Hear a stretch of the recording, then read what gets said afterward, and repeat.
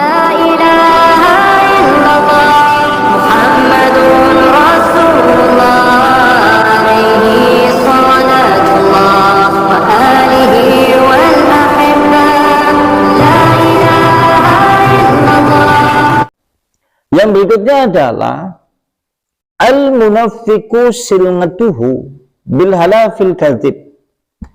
Orang yang berusaha melariskan dagangannya dengan sumpah-sumpah palsu sekaligus dusta. Kalau dalam konteks hadis yang lain, orang-orang yang melariskan dagangannya telah berkata, telah ditawar seperti ini, seperti itu. Tujuannya supaya kemudian pembelinya mau membeli. Maka yang seperti ini kelak pada hari kiamat Allah tidak mengajak bicara, menyediakan azab yang pedih, sekaligus Allah tidak menyucikan, dan Allah Subhanahu wa taala tidak mau memandang. Kan akeh bakul sing gue. Akeh ora. Oh ki ono wis dinyang pira, Kang? Ki ayo wis dinyang 1.500.000 padahal lurung. Yang seperti ini kan sering ya terjadi. Yang seperti ini kan perdagangan yang dilaknati, tidak ada keberkahan di dalamnya. Kan tujuan orang kemudian membicarakan seperti itu, tujuannya main dagangannya lah laris, mulanya seperti itu kan ya. Ini yang seperti ini sering terjadi. Bakul esuk-esuk dewek cokannya kadang-kadang bakul ayam, bakul lentok, bakul bebek ya kan wis dinyang nang kana seperti ini, seperti itu dengan harga sekian. Yang seperti ini yang tidak boleh, karena termasuk bagian dari hal perdagangan yang tidak diberkahi dan sekaligus diancam. Oleh karena itulah dalam ayat ini Allah Subhanahu wa taala berfirman, la yamlikunna minhu khotaba. Mereka pada hari itu tidak memiliki kemampuan untuk berbicara. Sebagaimana Allah Subhanahu wa taala berfirman dalam ayat yang lain, yauma ya'ti la takallamu nafsun illa bi'idnih. Pada hari itu akan datang manusia atau tiap-tiap jiwa, yang dimana tiap-tiap jiwa tidak akan mampu berbicara kecuali yang diizinkan oleh Allah Subhanahu wa taala. Nah, golongan-golongan tadi yang disebutkan ini termasuk golongan yang tidak diberi izin oleh Allah untuk berbicara. Karena Allah ora bakal mengajak bicara sekaligus dia tidak diberi izin untuk berbicara. Allah sekaligus kemudian juga tidak melihatnya dengan rahmat, dan Allah sekaligus tidak menyucikan. Dan berikutnya, kalimat di dalam firman Allah pada surat An-Naba, di situ ada kalimat yauma yaqumu ruhu wal malaikatu sofa la yatakallamuna illa man adina lahu rahman wa qala swaba. Pada hari itu berdiri ruh dan malaikat berbaris-baris dan mereka tidak berbicara. Ikhtalafa al-mufassiruna fil muradi biruhin hahuna mahua. Para ahli tafsir berselisih pendapat atau berbeda pendapat. Siapa ruh yang dimaksud di dalam ayat ini? Di situ kan ada kalimat akan berdiri ruh dan malaikat berbaris-baris dan mereka tidak berbicara. Nah, maka ulama-ulama berselisih pendapat apa yang dimaksud ruh pada kalimat ini. Pendapat yang pertama menyebutkan yaitu anak keturunan anak Adam. Pendapat yang pertama. Pendapat yang kedua menyebutkan malaikat Jibril, karena dia adalah malaikat yang paling mulia atau malaikat yang memberi wahyu. Pendapat berikutnya menyebutkan Al-Quran. Pendapat kemudian berikutnya menyebutkan malaikat yang paling tubuhnya paling besar. Sekalipun kemudian ini ditopang oleh hadis-hadis yang kurang begitu sahih. Menurut penulis kitab ini yaitu Ibnu Katsir, di antara perbedaan pendapat itu yang paling diikuti oleh kebanyakan ulama, dan Ibnu Katsir juga mengikuti pendapat yang dimana anak keturunan Adam. Berarti maksud dari kalimat yauma pada hari itu yakumu akan berdiri yaitu ruh. Nah, ruh pada kalimat itu maksudnya adalah anak keturunan Adam atau anak keturunan manusia. Maksudnya manusia termasuk kita. Sekalipun ulama berselisih pendapat terkait masalah itu. Dan berikutnya, illa man adina lahu rahman. kecuali yang diberi izin oleh Allah, itu mereka tidaklah berbicara kecuali yang diberi izin oleh Allah atau oleh Allah yang Maha Rahman atau yang Maha Pengasih. Sebagaimana firman Allah Subhanahu wa taala, la takallamu nafsun, maka sungguh tidak akan berbicara jiwa kecuali yang diberi izin oleh Allah Subhanahu wa taala. Sebagaimana telah ada tetap di dalam hadis yang sahih, wala yatakallamu yawma idzin illa ar-rasul, tidak akan berbicara pada hari itu kecuali Rasul. Kalau menurut hadis Nabi, orang yang diizinkan berbicara pada hari itu diantaranya adalah Rasul.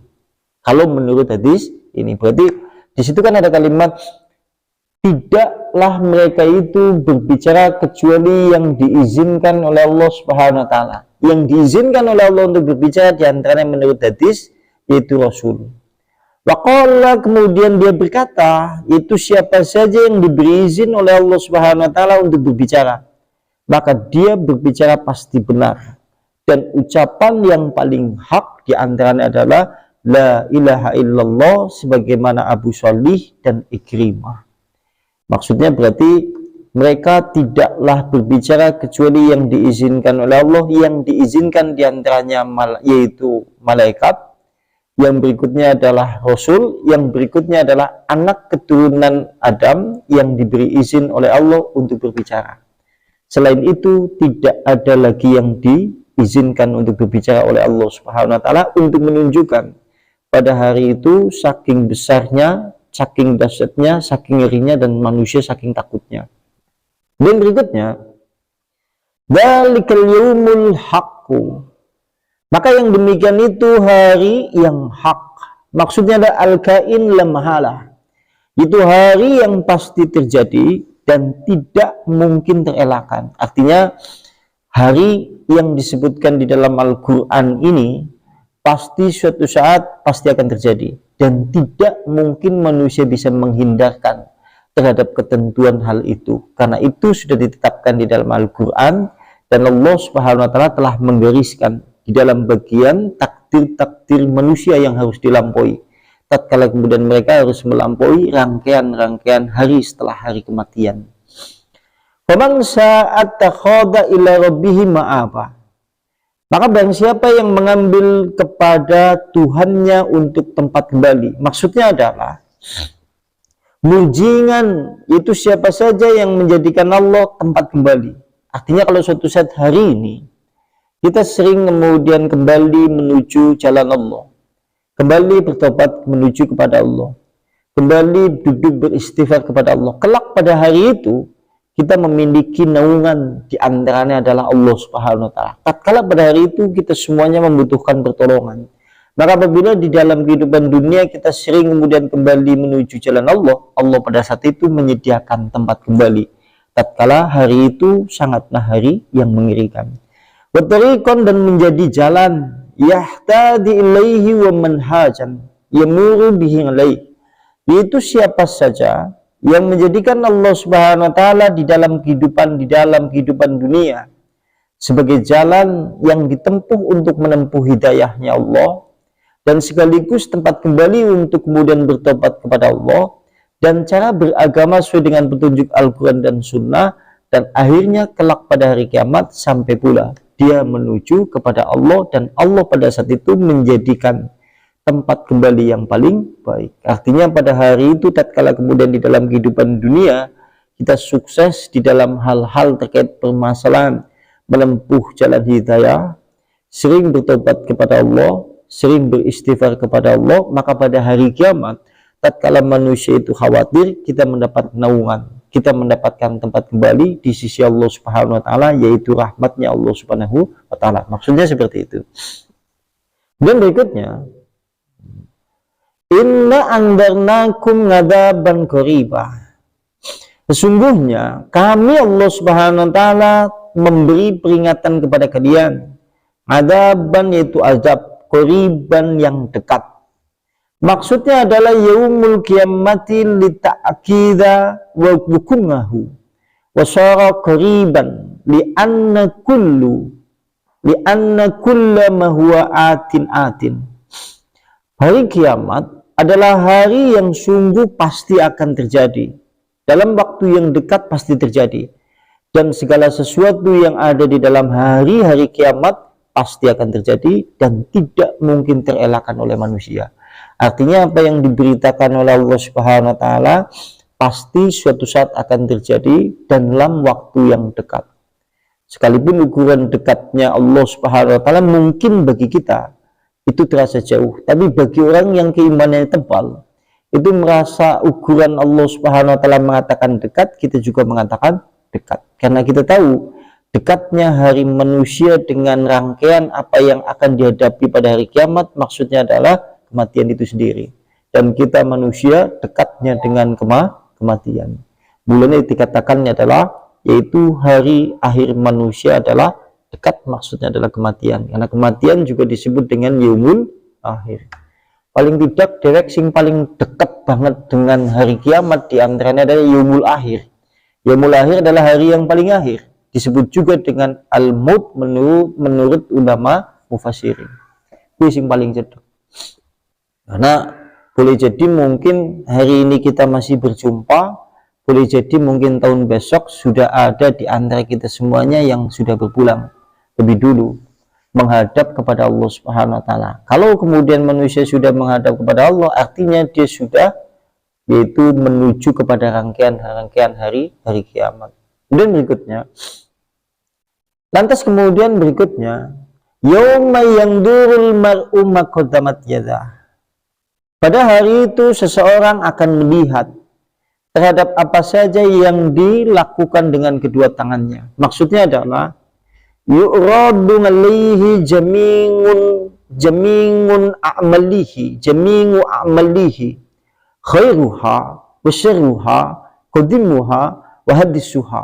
Maksudnya adalah akan ditampakkan atasnya. Apa yang akan ditampakkan atasnya? Seluruh amalan-amalannya. Baik amalan kebaikan, keburukan, amalan yang terdahulu, amalan yang baru, atau amalan yang kemudian sudah dilalaikan oleh kita. Kelak pada hari itu semuanya nampak.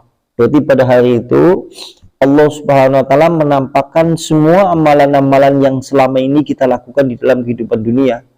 Baik amalan yang jelek, amalan yang buruk, amalan yang kita telah lupa terhadap amalan itu, ataupun amalan yang kemudian amalan itu masih baru dan kita masih ingat. Dan besok pada hari kiamat tidak ada yang terlewatkan sekecil apapun. Kami tidak bisa membayangkan kalau pada hari itu tatkala kemudian kita menghadap kepada Allah pada hari itu tidak diberi izin oleh Allah untuk berbicara.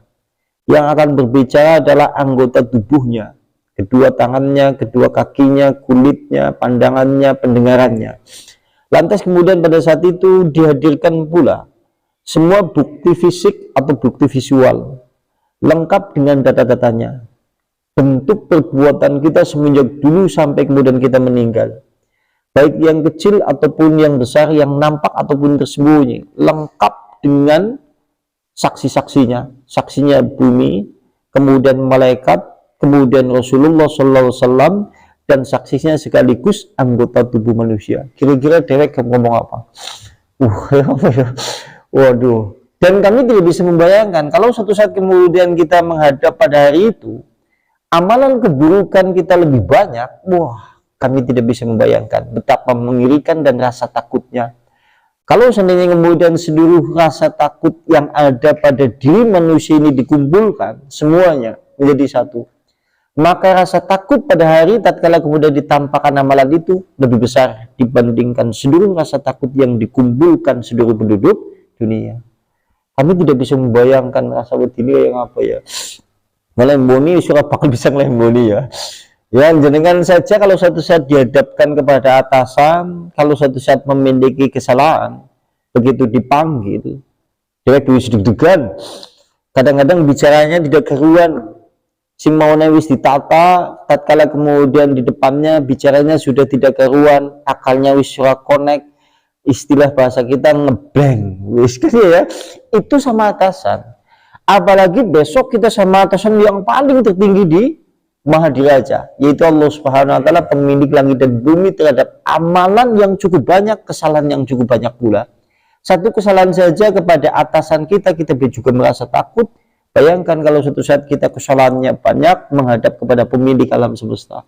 Tentunya rasa takutnya jauh lebih tinggi dibandingkan apapun juga. Maka perlu menjadi suatu perhatian kita semuanya, ya persiapkan mulai sedini mungkin terhadap permasalahan hari yang telah diberitakan di dalam surat An-Naba, karena hal itu pasti terjadi. Kemudian berikutnya, wajadu mengambil khadiran, sampai Allah Subhanahu wa taala berfirman dalam surat Al-Kahfi ayatnya 49, wajadu, nanti mereka manusia akan mendapatkan terhadap apa saja yang mereka amalkan, hadiran, dalam keadaan amalan itu hadir. Berarti amalannya hadir. Hadir di sini maksudnya adalah bukti fisiknya ada, bukti visualnya ada, datanya, catatannya lengkap, menitnya, detiknya, tempatnya, waktunya, tahunnya, lengkap semuanya, tidak ada yang terlewatkan. Sekaligus saksi-saksinya, bumi, kemudian langit, tumbuh-tumbuhan, hewan, Rasulullah, sekaligus anggota tubuh manusia, dan mulut kita tidak bisa berbicara. Oleh karena itulah Al-Quran dalam ayat yang lain, tepatnya itu surat Yasin, itu disebutkan al-yawma nahtimu ala ahwahihim wa tukallimuna aydihim wa tashhadu arjuluhum bima kanu yaksibun. Pada hari itu mulut-mulut manusia dikunci dan akan bersaksi itu kedua tangan-tangan manusia itu, kedua kaki-kaki manusia itu bersaksi terhadap apa saja yang dulu mereka kasabkan, yang mereka amalkan tatkala di dalam kehidupan dunia. Bisa ngomong apa aja, lambat itu dikunci. Dan berikutnya, yakulul kafiru wa yakulul kafiru, dan juga Allah Subhanahu wa taala berfirman dalam surat Al-Qiyamah ayat 13. Allah juga berfirman dalam ayat 13 surat Al-Qiyamah, yunabbi'u al-insanu yawma idin bima qaddama wa akhar. Allah Subhanahu wa taala berfirman, nanti akan diinformasikan, nanti akan diberitahu siapa al-insanu, yaitu manusia, yauma idin, pada hari itu, bima, terhadap apa saja perbuatannya, qaddama, perbuatan yang telah lalu, kemudian wa akhar, dan perbuatan yang telah terlalaikan. Berarti semuanya hadir dan semuanya bisa diinformasikan, dan semua pada hari itu manusia ingat. Next siki, kalau suatu saat kita disuruh untuk mengingat-ingat kejahatan, dosa-dosa yang kita berbuat, kita tidak bisa. Tapi besok semuanya akan hadir dan semua ingatan manusia kembali mengingat seluruhnya amalan-amalan itu, karena menunjukkan betapa mengerikan dan besar dahsyatnya yaitu posisi pada hari itu. Dan berikutnya, wa yakulul kafiru ya laitani kuntu turaba, dan dia akan berkata kafir, seandainya aku kemudian orang kafir itu turaba, menjadi tanah saja. Dan menunjukkan besarnya dan dahsyatnya pada hari itu, dan amalan-amalan manusia kemudian dihadirkan untuk menunjukkan dahsyatnya, sampai-sampai orang kafir itu berandai-andai, seandainya yang jadi lemah baik, wong kafir, seandainya kemudian aku menjadi tanah saja. Maksudnya adalah yawadu al-kafiru yaumaidin, karena sungguhnya mereka orang kafir menghayalkan ila amalihi, itu yaumaidin, pada hari itu, annahu kana fi dari dunya turaba. Mereka orang kafir menghayalkan kalau seandainya mereka dulu di dalam kehidupan dunia tidak menjadi manusia, tapi menjadi debu saja. Karena kita tahu debu kan orang tanggung jawab ya. Sementara pada saat itu manusia harus bertanggung jawab terhadap semua amalannya. Dan orang kafir, karena kita tahu mereka itu membawa amalan-amalan yang semuanya amalan jelek, yang akan mengantarkan kepada azab dan kepiluan, kesedihan di atas kesedihan, sehingga mereka kemudian sampai berandai-andai untuk menjadi tanah saja, supaya tidak dibebankan terhadap permasalahan hukum dan pahala. Dan berikutnya, walam yakun khuliqa wala haraja ilal wujud, Sampai-sampai kemudian orang kafir itu berandai-andai pula mereka tidak diciptakan, mereka tidak dikeluarkan menjadi wujud manusia. Mereka berandai-andai seperti itu, tidak diwujudkan jadi wujud manusia, tidak menjadi makhluk, menjadi debu saja. Yang demikian itu karena sungguhnya khina ngayana adaballahi, karena mereka orang-orang kafir pada saat itu menyaksikan dengan mata kepala telanjang azab Allah Subhanahu wa taala. Kalau hari ini manusia belum ngainul yakin. Ngainul yakin kan melihat dengan mata kepala telanjang. Tapi kalau hari itu sudah melihat dengan mata kepala telanjang, barulah mereka kemudian menyadari terhadap dosa-dosa yang telah dilakukan. Wa nadhara ila amalihi al-fasida qad sutirat alaihi bi aidi al-malaikah safarah. Karena sungguhnya pada saat itu orang kafir melihat amalan-amalannya yang jelek, amalan-amalannya yang buruk telah dicatat semuanya oleh penulisnya, yaitu malaikat-malaikat yang mulia dan malaikat-malaikat yang berbakti, sehingga mereka orang-orang kafir menghendaki menjadi tanah saja. Karena wis dihadirkan buku catatan amalannya, sudah menyaksikan sendiri dengan mata kepala telanjang azab Allah. Mungkin hari ini kalau suatu saat manusia belum melihat secara mata kepala telanjang terhadap siksa Allah, manusia belum mampu bersungguh-sungguh untuk mempersiapkan hari itu. Sekalipun nanti tatkala berpulang kembali menuju kepada Allah, begitu menyaksikan semua azab Allah ternyata benar, barulah mereka menyadari ternyata dulu di dalam kehidupan dunia amalan-amalannya belum cukup. Karena kita tahu sampai-sampai kalau dalam bahasa yang disampaikan Al-Quran, sekalipun dia adalah orang yang berbakti, amal solehnya banyak, amal kebaikannya banyak, sholatnya banyak, sujudnya banyak, istighfarnya banyak, sedekahnya banyak, namun pada hari itu orang-orang yang berbakti menganggap amalannya itu sepele dan sedikit karena mengerikannya pada hari itu. Saking kemudian mengerikannya sampai-sampai orang yang berbakti sekalipun menganggap amalannya remeh. Sampai-sampai di dalam hadis yang disebutkan oleh riwayat Imam Ahmad dari kalangan sahabat-sahabat Nabi, Rasulullah pernah bersabda, walau ana abdan khara, kalau seandainya ada hamba Allah yang senantiasa tersungkur untuk bersujud kepada Allah Subhanahu wa taala, banyak menangis kepada Allah Subhanahu wa taala, banyak bersujud kepada Allah Subhanahu wa taala semenjak dia dilahirkan dari kandungan ibunya sampai menjelang usia tua dalam keadaan seperti itu terus. Tetapi begitu melihat neraka jahanam, begitu melihat rangkaian hari-hari kiamat yang besar, mereka menganggap amalannya itu sepele. Nah, kira-kira nek dewek nganggep kepriwe ya? Waduh. Wong sing kat lahir nganti tekan dua sujud terus, nangis terus, nganggep amalannya sepele, nganggep amalannya tidak seberapa. Seakan-akan mereka berandai-andai kembali lagi ke dunia menambah amalan solehnya. Hari ini kemudian kita belum bersungguh-sungguh karena kita memang belum hatta ayyana hadap Allah, belum sampai menyaksikan dengan mata kepala telanjang azab Allah. Karena antara keyakinan yang didasarkan oleh hati, kemudian sudah sampai ngainul yakin, keyakinan kan ada beberapa. Satu, keyakinan hakul yakin, keyakinan yang terbesit di dalam keimanan, jenengannya hakul yakin. Nanti ada istilah ngainul yakin. Ngainun keyakinan yang bisa dilihat dengan mata kepala telanjang. Surga sampean siki kan yakinnya nembe ngainul yakin. Nembe kemudian hakul yakin. Tapi engkau kalau suatu saat jenengan sudah melihat dengan mata kepala telanjang, nembe astagfirullah nyombie nang dunya, astagfirullah kayak. Karena kita hari ini nembe hakul yakin. Coba bayangkan kalau sudah ngainul yakin. Nah, tingkatan sahabat-sahabat Nabi di dalam mereka beriman kepada sesuatu yang gaib itu sudah sampai taraf yaitu ngainul yakin. Sekalipun itu keyakinan yang tidak bisa dipandang oleh pandangan mata, tapi keyakinan sahabat sudah sampai taraf seperti melihat dengan mata kepala telanjang surga ataupun neraka, sehingga mereka memiliki keimanan yang tinggi. Nek derek kan hakul yakin besi cokane kabur-kaburan. Iya dia. Ya, seperti itu. Tapi besok kalau sudah ainul yakin, contohnya orang kafir. Orang kafir begitu melihat dengan ainul yakin, barulah bondene yang jadi lemah.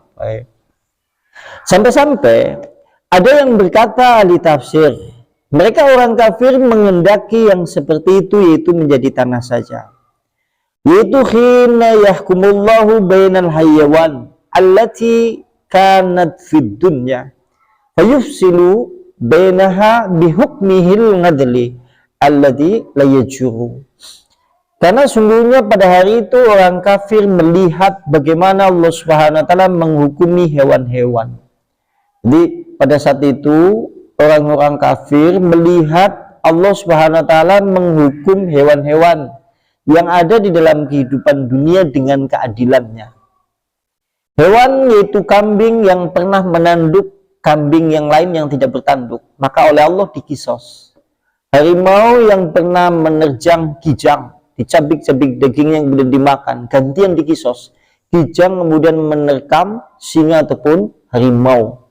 Atau kemudian hewan-hewan buas lainnya dan hewan-hewan lainnya yang menjadi mangsanya, pada saat itu ditegakkan seadil-adilnya. Setelah itu, oleh Allah Subhanahu wa taala hewan-hewan semuanya dijadikan gundukan tanah. Nah, begitu melihat keadaan yang seperti itu, maka berkatalah orang kafir, ya laitani kuntu turaba. Ya Allah, seandainya aku menjadi tanah saja. Seakan-akan dipengerti yang menjadi kucing baiklah. Dipengerti yang menjadi wedus baik. Ini ya, dipengerti yang kemudian menjadi kebo baik. Soalnya begitu selesai, rampung selesai, tidak dimasukkan ke surga, tidak dimasukkan ke dalam neraka, selesai. Itu harapan orang kafir seperti itu. Tapi itu hanya hayalan yang disampaikan oleh orang kafir, sehingga di kalimat di dalam Al-Quran menggunakan kalimat ya laitani. Karena kalimat ya laitani salah satu kalimat pengharapan yang tidak mungkin terjadi. Kalimat yang menunjukkan mustahil. Sehingga kalau di dalam penerjemahan kadang-kadang diartikan mereka menghayalkan seandainya diriku, yaitu menjadi debu saja. Tapi sesuatu itu tidak mungkin. Dan jangan sampai konteksnya kita bukan orang kafir. Jangan sampai kemudian kita pada hari itu menyesal amalan soleh dan amalan kebaikan tidak mencukupi, sehingga rasa takut yang kita derita, khawatir dan kecemasan kita hampir-hampir serupa dengan mereka seperti orang-orang kafir. Naudzubillah summa naudzubillah. Ya, mudah-mudahan Allah Subhanahu wa taala memberikan rahmat kepada kita semuanya. Berarti rampung ini Mbah, juz 30. Berarti besok diulangi dari depan Mbah. Ya, berarti mulai dari surat Ali Imran Mbah sing kepenak. Iya, main ke bagai. Dulu kan sudah sampai di Al-Baqarah. Besok main kepenak ngeri nomornya, udahlah langsung dari Ali Imran saja. Ya. Berarti kembali lagi ke depannya. Ada yang mau ditanyakan mungkin? Tafadhol silakan. Ini mandangan tuki hawane. Iya, saya Nastimu bahada majelis talim wa bitabati Rasulillah subhanakallahumma bihamdika asyhadu an la ilaha illa anta astaghfiruka wa atubu ilaik. Assalamualaikum warahmatullahi wabarakatuh.